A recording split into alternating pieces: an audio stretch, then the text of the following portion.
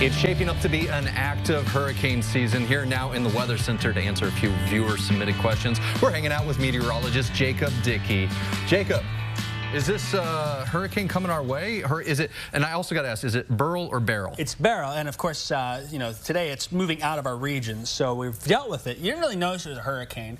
It was a hurricane when it made landfall, but we've just been dealing with the remnants of that. All that rain we had yesterday and today? Yeah. Quite a bit. That's from that hurricane. From the that remnants system of it. Yeah. Really, the only time you get a hurricane in Illinois is if you're hanging out with Heather Roberts at the beach. You got one of those drinks. That's about it. You can't get a real hurricane here because they need warm ocean waters to survive. But we often get the remnants of them to come our way. And so that's what I'm going to show you here a little bit about. First off, let's talk about Beryl, how far it went to get through our area here. Of course, the rain yesterday, last night, into this morning, the wind as well, causing some problems. We're keeping you updated on that on our website. Look where it started. Over 2 weeks ago, it came off the coast of Africa, strengthened to a hurricane, became a major hurricane through the Caribbean here, crossed the Yucatan Peninsula, was still a tropical storm, made landfall in Texas as a hurricane, and then came our way. By the time it moved through our region, though, it was called post-tropical. That means it doesn't have any tropical characteristics. It's no different now in appearance than a typical low pressure that comes on by, but the origins of it can be found way out there. Think of all that tropical moisture. It's grabbing all the way and pulling into our region here. That's one of the reasons why we've had so much rain out of this system. Now, Illinois, it's not unusual for us to get tropical systems. A couple of things we look for are post-tropical systems, I should say. Here's the graphic, and you might bring that map full screen as well. Might be a little easier to view there. There's been a number of them since the 1900s that have come our way. But again, the key is they're either a tropical depression, a remnant tropical low that's passing on by here. And zooming in a little bit closer into the state, you can see that we've had a few come pretty close here in through central Illinois. Probably most noteworthy was the tropical storm. One tropical storm has actually been classified that in the United States, coming into Illinois, that is here. The other thing I want to point out for you really fast is I want to show you where most of these tracks come from.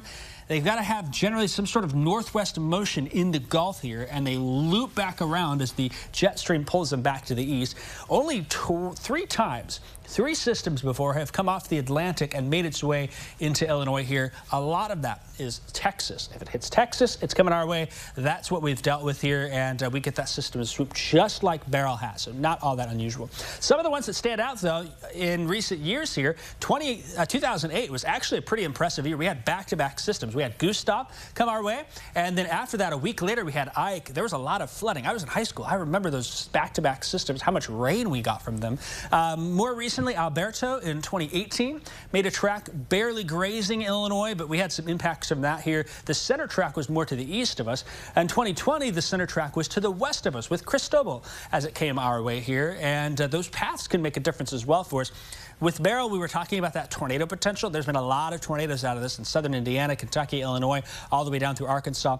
When you're looking at the track, wherever that center line is and to the right is where the greatest wind shear is. And so that's one of the things that we look for. And we've had severe weather. We've had heavy rain. We've had things like that from these tropical systems, but we never get a hurricane unless it's through a blender. Interesting. I didn't realize that we had such an impact up here from hurricanes with the rain. And some of those years, too, are drought years, which you get that tropical moisture our way, just like this year. Well, that brings up the next question, actually, yeah, right? Which is how does the Drought Monitor look? Yeah, so the Drought Monitor, it's not going to look a whole lot better. It comes out on Thursday, tomorrow, but it considers the data from last Tuesday to this Tuesday. So the 4th of July weekend rain will be factored in. This is the update that will be through tomorrow, but then the new one comes out. So we're probably not going to see a lot of improvements in that. We may see it get a little bit worse, but with a lot of these rain reports, then by the time we get to next Thursday is when I think we're going to be seeing some improvement on that. But you get those tropical systems to come on in, and that can really help bring some beneficial rains. So, sounds like it's a bad deal to have tropical systems, but they can bring a lot of good for the things. crops. Yeah. I never say no to a little bit of rain when it comes to growing corn and soy. Sometimes it's got a little attitude. Going too much, yeah. So a little wind and stuff like that. You never know with the weather.